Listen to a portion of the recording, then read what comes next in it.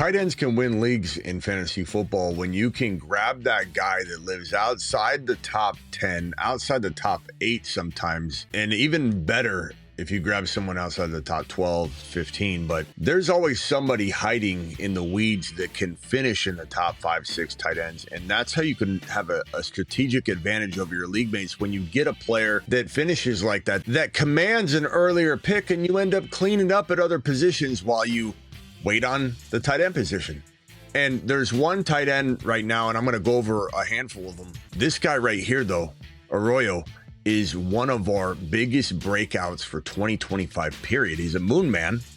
The moon man, dropping loads in outer space. Not only do I love him in 2025 period, he's a moon man, and he's not just a sleeper. This is a guy you could potentially get top 5 to 10 tight end numbers out of, and he could win you a league. He could help win you a league. This is probably the best bet at the next breakout. I don't want to say Jimmy Graham-esque player, but then again, I called Jimmy Graham on NBC Sports Radio back when he broke out. And this reminds me of that type of player.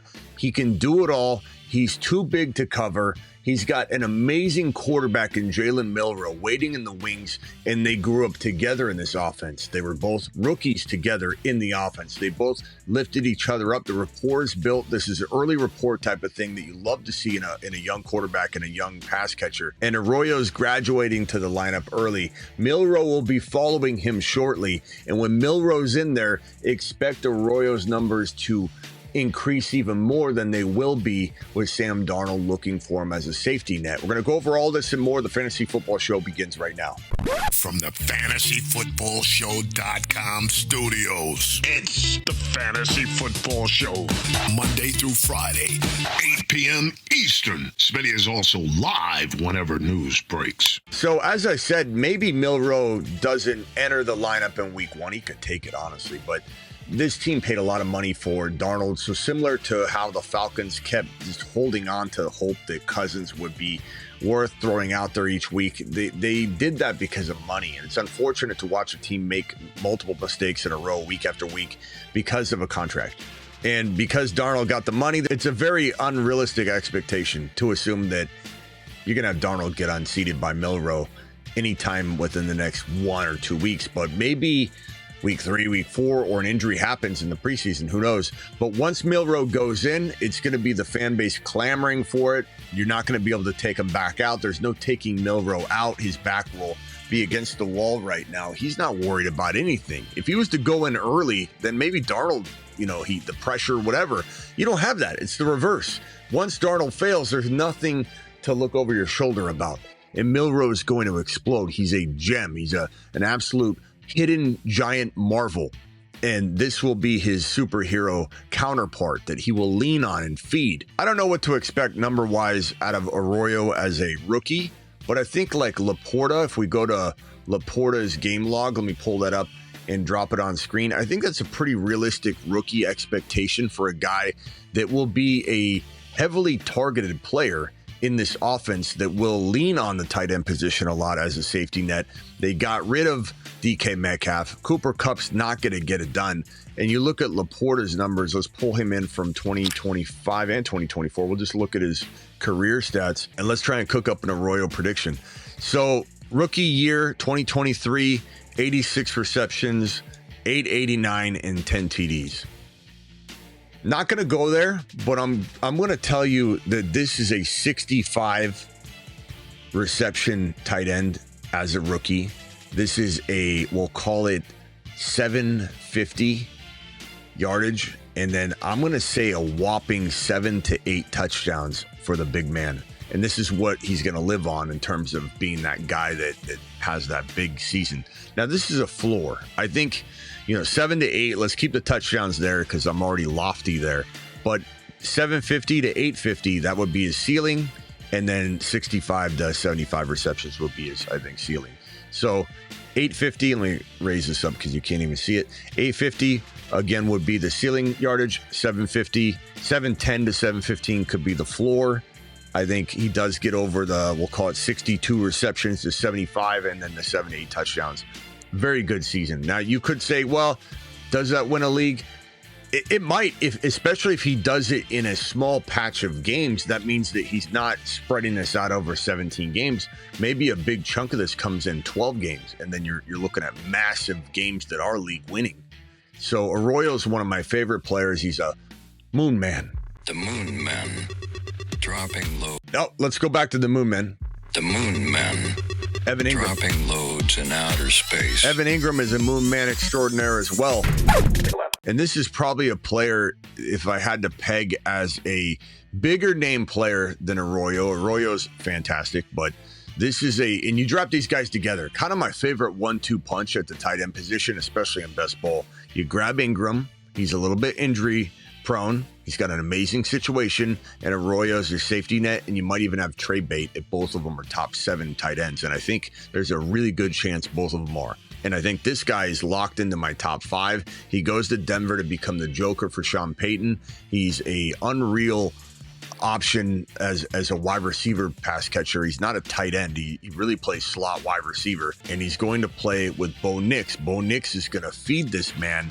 And looking at his game log, he's had a lot of injuries, missed games, but the last handful of years, only last year did he miss significant time. He was 2 seasons of 17 games played, but you have a 98 targets, 143 targets. What he did with that, 73 receptions, 114 receptions, 766, 963, 4 touchdowns. Last year, again, injured, 47, 365, and 1. I'm kind of thinking Ingram dropped something in between his 2023 and 2022 seasons, where he had a 73 and 114 reception wise, 766 and 963, and then 4 touchdowns.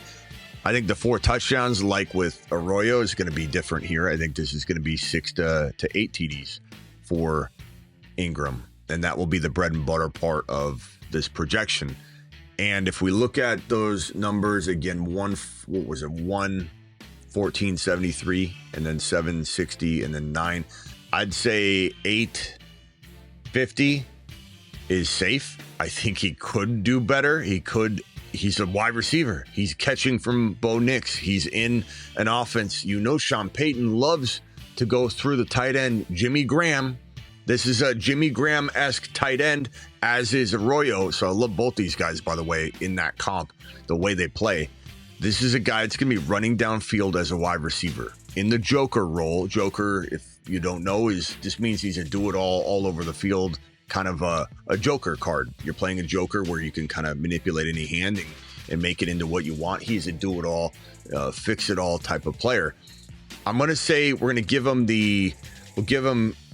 80 receptions. I know that's a lot, but he's gotten 114 before. He 64, 44, 63. He's done this before.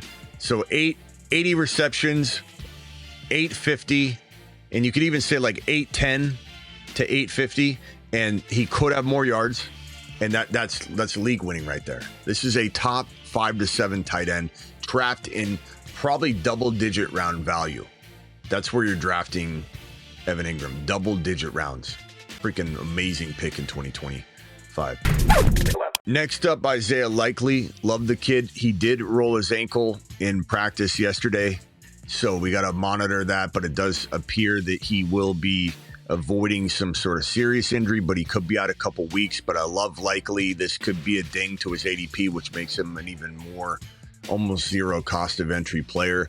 You might say, what about Andrews? But they run this guy very much like Ingram, very much like you will see Arroyo on the field at the same time as Andrews in some cases. And we've even heard the staff in Baltimore say they want to make him into an all-pro this year. They want to make him into an all-pro, and we've seen him light it up before when they've leaned upon him. Now, Andrews is older. Last year, Andrews was very touchdown dependent. I think it's a very, very easy thing to envision Andrews dropping off significantly. And Lamar doesn't make top 25 wide receivers, but he does feed the tight end position. And I think they're going to run this kid all over the place. But injury is a concern. The fact that he's banged up, and they're going to do an MRI. Maybe we'll find out more information that's bad and we'll adjust accordingly. But early word is it's not going to be that severe. Keep an eye on Tucker Kraft, who had 7 touchdowns last year. The guy, that's impressive. That's real impressive. He's a very good value. You guys know I love Ben Sinnott. Ben Sinnott is a great player that you need to keep an eye on over in Washington. Adam Peters identified him. Very George Kittle-like. Adam Peters identified George Kittle. Adam Peters was the assistant GM in San Francisco and helped find, I don't want to say helped, he found George Kittle, and he identified this as his George Kittle. And we haven't seen him because Ertz stayed healthy last year, but watch Ben Sinnott. Love the value. I think, we could throw out a bunch of names. Kincaid, there's some upside. Otten, upside. The only other player that I want to talk about from a perspective of one more try, as Timmy T would say. One more try for Kyle Pitts, because his cost is nowhere where it was. When people say, I'm not doing this again, never again, but he doesn't cost anything close to what he cost when he failed you. This is almost virtually a free player. You can draft him and Penix Jr. really late in the draft, double-digit rounds. And this is a player that I think, the way Penix Jr. talks about him, I trust Michael Penix Jr. He's going to feed Kyle Pitts. And whether Kyle Pitts delivers or not, that's on him. But I think he will get an opportunity. And if we had to pay the old price tag, I'd be with you and say, I'm not in on this, I'm out.